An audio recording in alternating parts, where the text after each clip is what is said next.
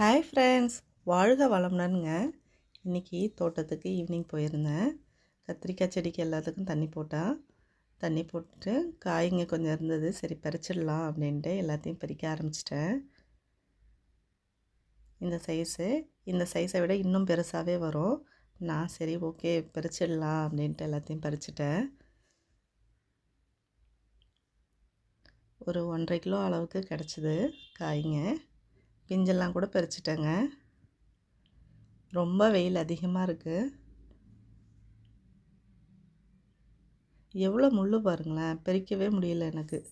குத்திகிட்டே இருந்தது. அப்புறம் சிசர் வச்சு தான் பறிச்சிட்ருந்தேன் எல்லாத்தையுமே.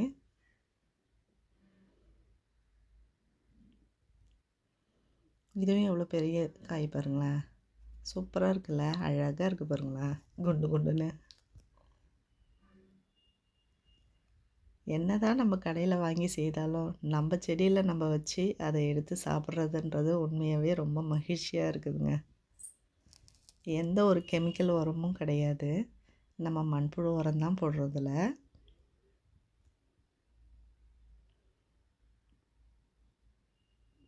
எவ்வளோ ஃப்ரெஷ்ஷாக இருக்குது பாருங்கள்.